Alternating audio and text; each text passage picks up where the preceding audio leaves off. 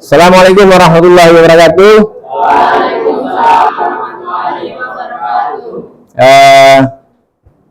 Apa kabar hari ini? Alhamdulillah.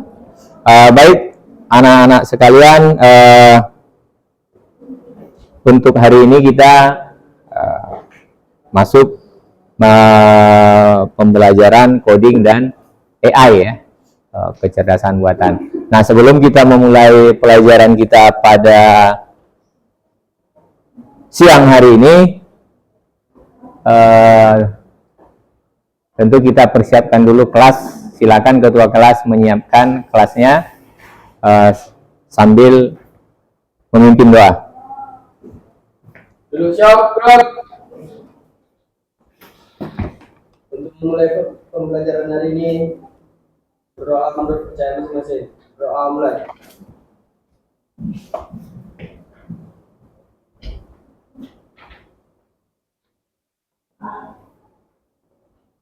Berdoa selesai. Beri salam. Assalamualaikum warahmatullahi wabarakatuh. Waalaikumsalam warahmatullahi wabarakatuh.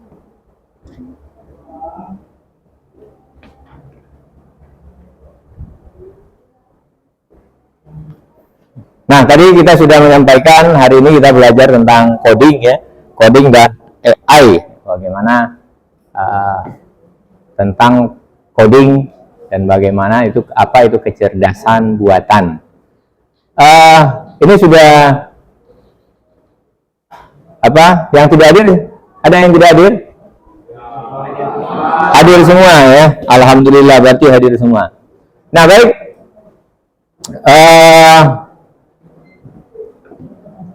Berbicara coding tentu ini hal yang baru bagi kita, tapi sebagian dari kita mungkin sudah terbiasa, mungkin sudah ada juga yang pernah belajar tentang coding. Nah, sebelum kita masuk ke materi coding, ada baiknya kita menonton video ini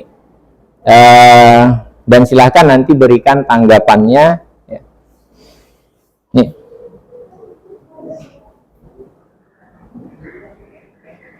Tidak muncul suaranya ya.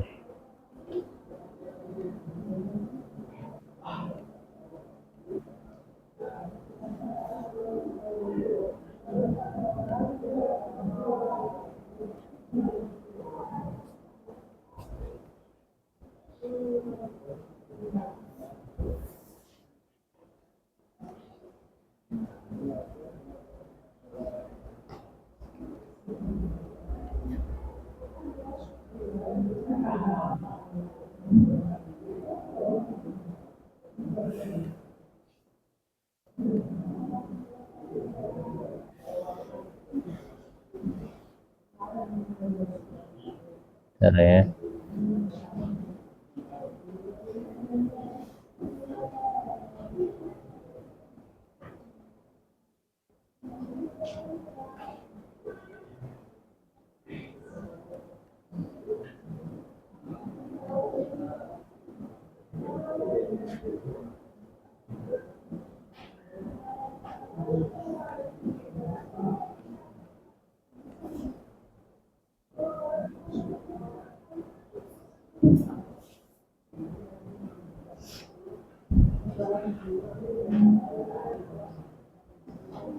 Satu usaha seperti apa peluang usaha pertama ini, berapa modal yang akan dibutuhkan, apa saja syarat yang diperlukan, berapa sih keuntungan yang akan didapatkan. Mari kita bahas dalam video kali ini.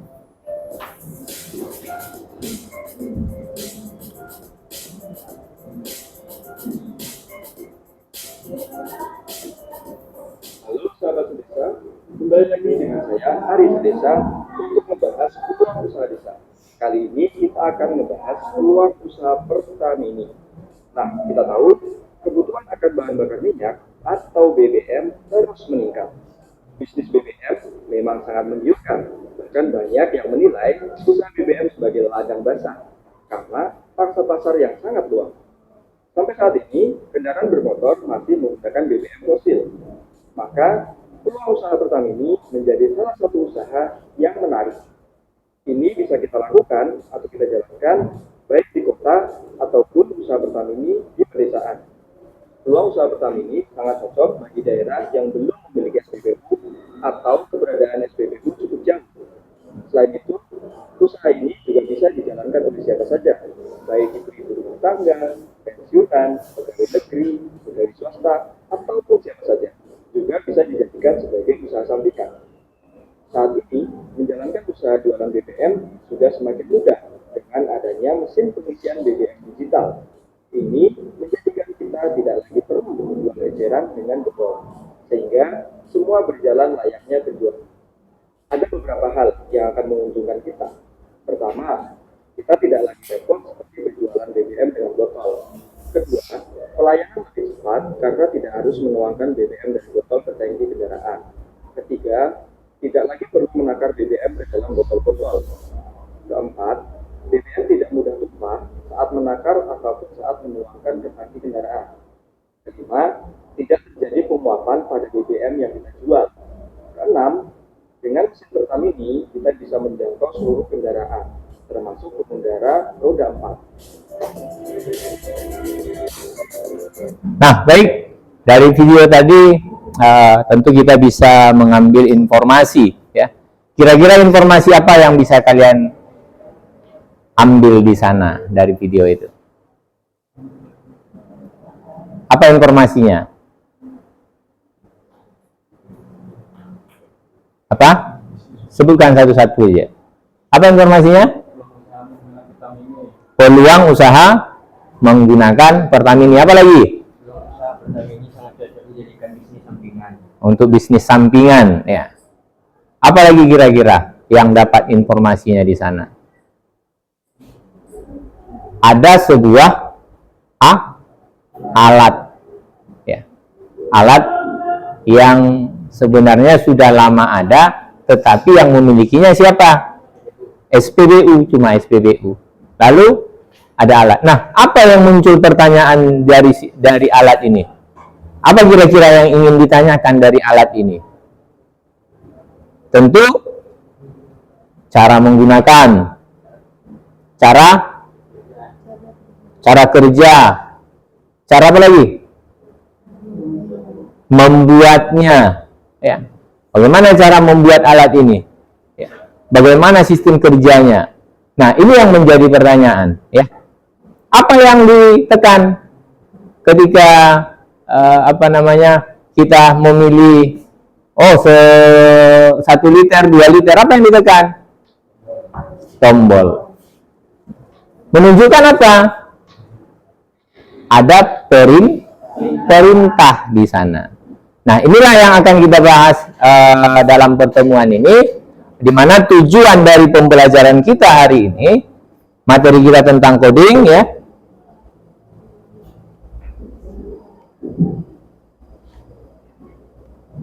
Nah, ini kita belajar tentang coding dan AI, bagaimana membuat sebuah perintah.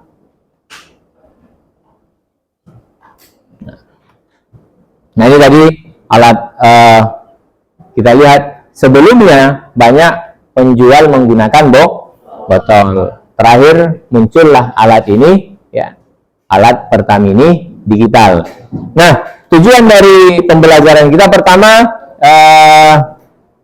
bagaimana menjelaskan pengertian coding dan AI. Kedua, mampu menerapkan kemampuan berpikir komputasional dalam kehidupan sehari-hari. Nah, apa itu berpikir komputasional? Berpikir seperti layaknya sebuah komputer. Ya, bagaimana berpikir sebuah komputer? Komputer itu cerdas. Tetapi siapa yang lebih cerdas dari komputer? Manusia. Kenapa? Manusia yang membuat perintah di dalam sebuah komputer. Ya. Nah, itu tujuan dari pembelajaran kita. Nah, tadi ada kata perintah di dalam membuat sebuah alat Pertamini. Ini saya tampilkan satu lagi. Ini namanya modul. modul atau PCB untuk Pertamini digital, ya. Ini rakit sendiri. Nah, dirakit sendiri, dijual nih, ya, dijual. Harganya kalau dia sudah jadi itu bisa sampai kalau hanya masang alat saja tanpa casing itu sampai 5 juta, 6 juta dijual, ya. Kalau pakai casing ada yang sampai 10 juta, 12 juta tergantung casingnya seperti apakah platnya, plat tipis, plat tebal atau semacam. Nah, ini alat yang saya maksud, ya. Ini ada istilahnya, ini kalau bisa dibagi 3, alat ini dibagi 3, ada namanya otaknya, ya, yang memberi perintah, dan ada bagian saklarnya dan bagian tangannya yang bekerja. Nah, saklar ini ibaratnya seperti apa? Ketika diperintahkan oleh otaknya nyala, maka dia menyala. Ini namanya relay. Relay ini diperintahkan oleh ini namanya IC. Namanya ini IC Atmega, ya. IC Atmega inilah yang diprogram di dalam sebuah komputer. Nah, ada hal menarik ketika Bapak mengikuti pelatihan bagaimana membuat coding. Awalnya tidak terpikir nih, ya, membuat. Selama ini hanya copy paste, copy program dari sebuah yang dibeli, ya, dikopikan ke dalam IC ini. Inilah yang disusun dengan promnya atau perintah-perintahnya tadi untuk bekerja. Pertamini ini bekerja. Perintahnya di mana? Perintahnya melalui tombol-tombol ini. Ya.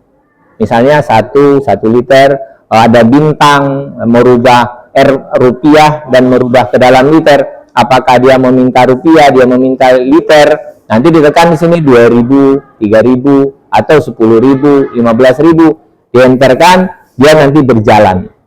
Nah, inilah yang saya maksud, ada coding di sini di IC. Nah, setelah mengikuti pelatihan, ternyata ada yang lebih menarik saat saya mengikuti pelatihan. Apa itu? Ternyata coding ini bukan hanya menggunakan coding yang sederhana, bisa menggunakan coding seperti Python namanya, mini Python. IC-nya lebih canggih dari sini. Kalau ini hanya bisa, Atmega ini hanya 32 byte, ya. Tidak bisa lebih dari situ. Sehingga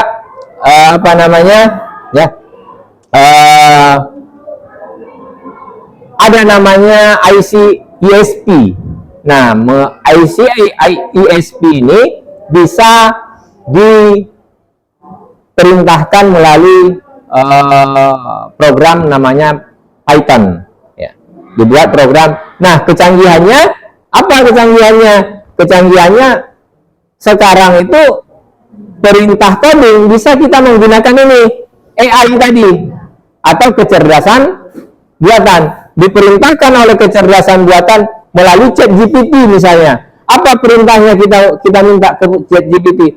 Buatkan saya coding tentang PCB atau modul SPBU, ya. Maka dibuatkannya perintahnya, tinggal kita nanti memutar-atik, merubah sesuai keinginan kita. Dari coding itu kita perintah. Nah, itulah sedikit tentang bagaimana coding dan bagaimana pekerjaan sebuah AI. Nah, untuk selanjutnya, untuk pemahaman bagaimana berpikir komputasional, silakan. Ini sudah duduk sesuai kelompok, ya? Sudah. Nah, silakan setiap kelompok membuat perintah. Sebagai contohnya, saya beri contoh. Kalau kita mau gosok gigi, langkah pertama apa kita buat? Ambil, gosok giginya. Tidak. Lalu apa dulu? Kumur-kumur, baru ambil odol. Apa? Oleskan. Nah, oleskan. Setelah oleskan, taruh ini. Terus gosokkan ke gigi. Habis itu kumur-kumur, ya, cuci, sikat giginya. Ini masih di sini.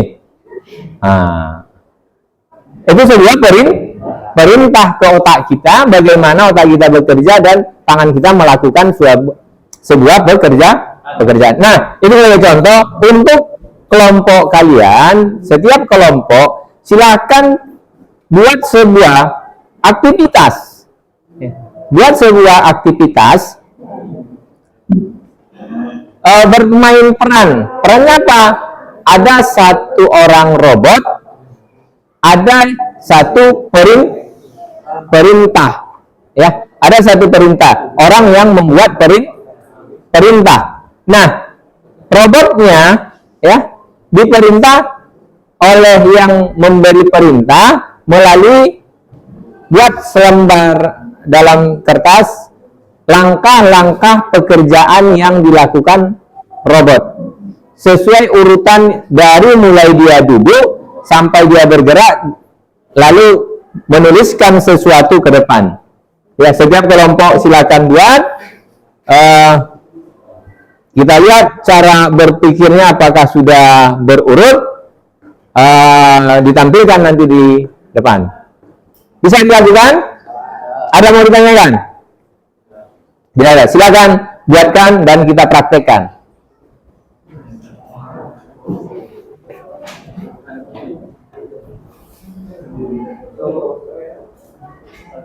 Silakan.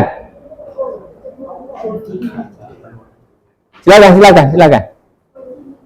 Ini diskusikan. Apa dulu langkahnya? Langkah awalnya apa dulu buat?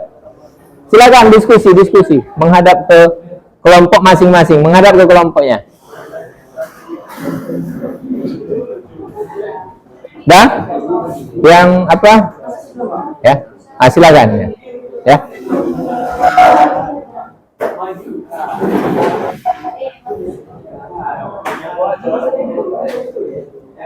Ini saya letak spidol, ya.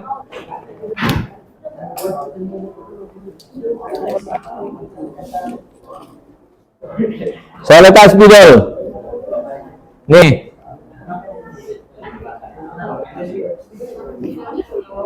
Nah, ini spidol.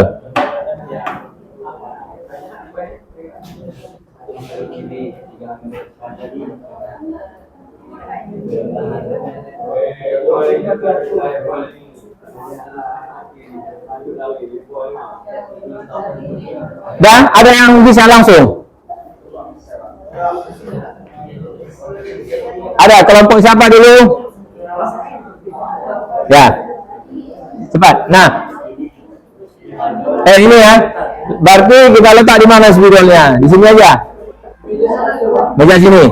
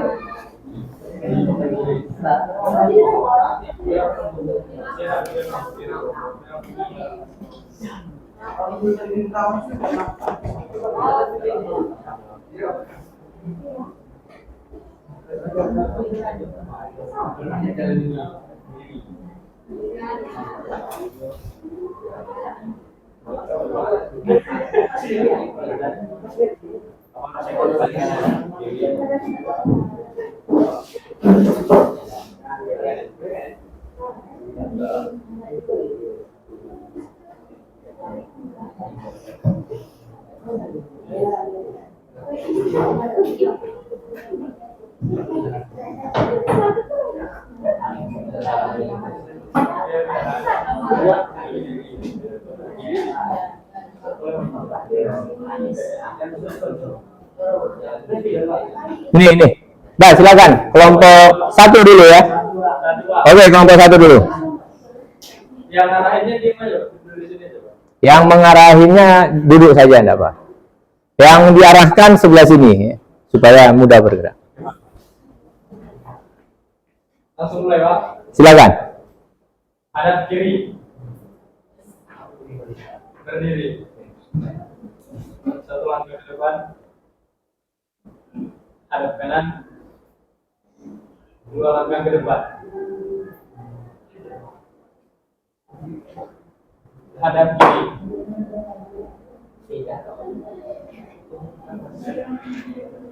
Jalan ke depan.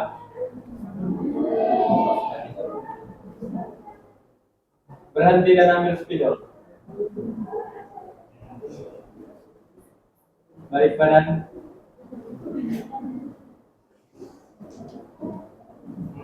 Lima langkah ke depan. Nyaman.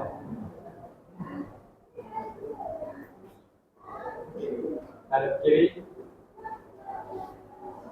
Tuliskan SKO hebat.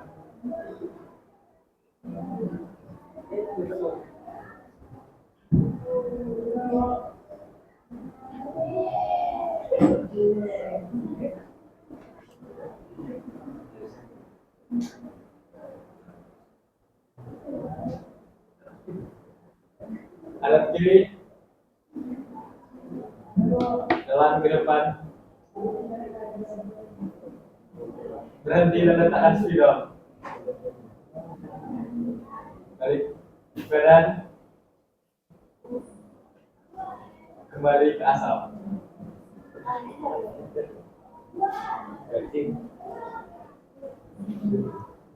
Duduk kembali. Aplaus. Baik.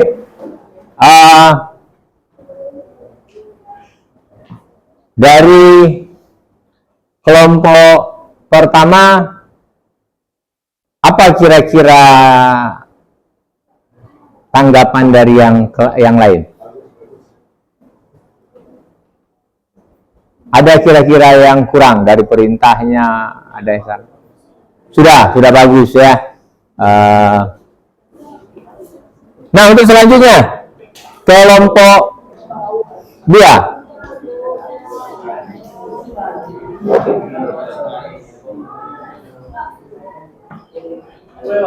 Dah, mulai. Hadap kiri. Berdiri. Hadap kanan. Maju ke depan 5 langkah.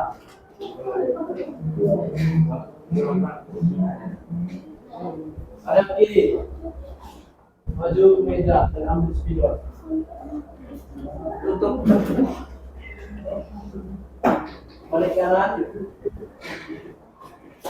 Maju 5 langkah. Maju lagi 2 langkah. Hadap kiri. Tuliskan ayo belajar coding dan AI.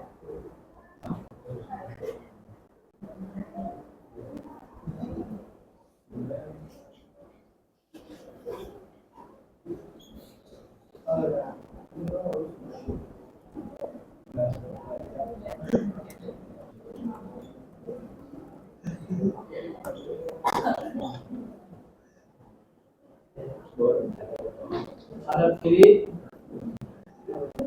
Jalan ke meja. Berhenti dan letakkan spidol. Balik kanan. Jalan ke depan. Berhenti. Balik ke depan. Duduk kembali. Baik, beri aplaus. Nah, dari kelompok yang sudah tampil, ya, dapat kita lihat dari bermain peran antara robot dan yang memberi perintah terhadap robot, bisa kita katakan, ya, ada di sana muncul bagaimana cara berpikir kita, namanya berpikir komputasional. Nah, Kalau kita lihat, bisa saja diperintahkan kepada robotnya misalnya, tuliskan coding. Perintahnya itu sebuah masalah besar. Lalu kita pecahkan, ya, dipecahkan menjadi beberapa bagian. Ya. Dimulai dari dia berdiri, menghadap kiri, hadap kanan, maju sekian langkah, misalnya perintahnya seperti itu, ya. Sama tadi seperti Pertamini Digital, itu juga perintah, ya. Perintahnya apa?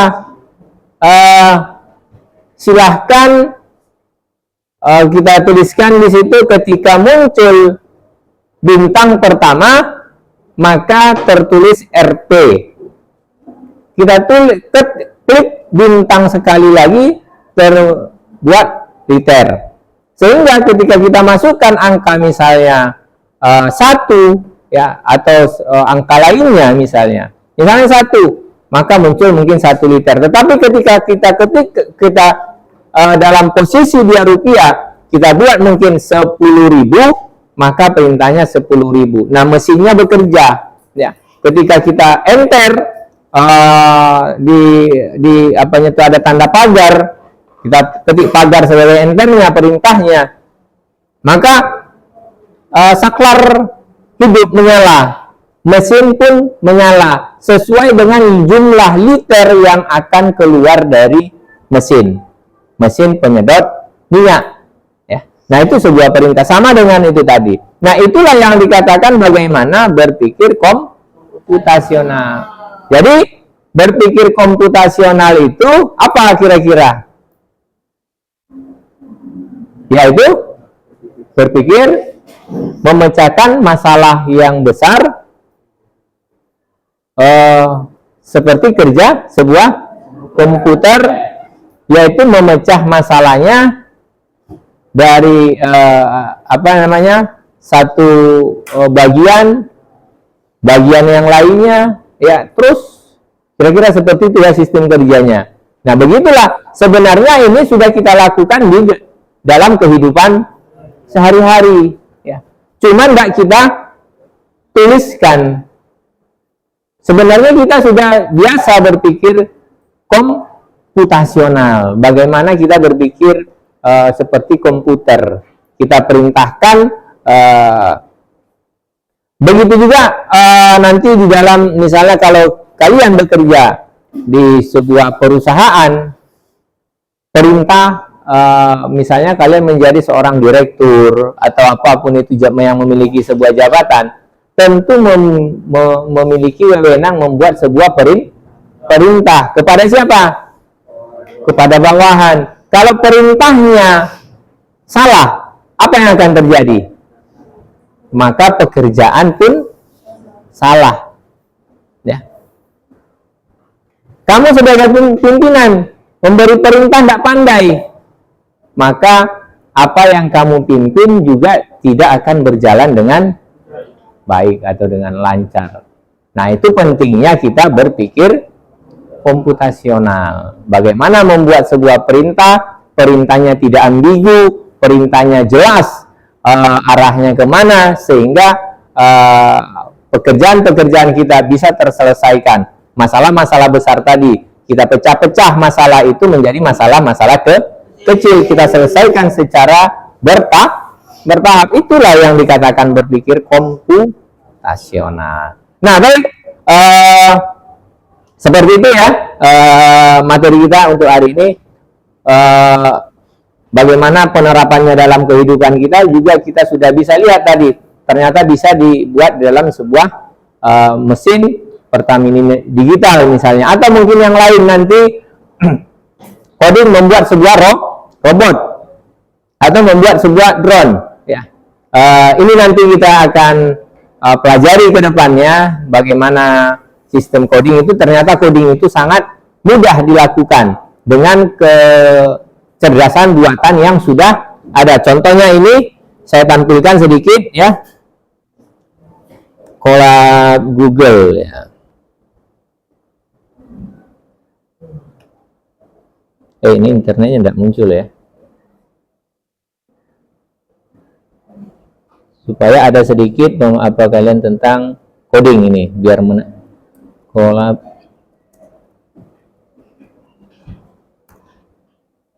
Ya, internetnya tidak jalan. Maaf.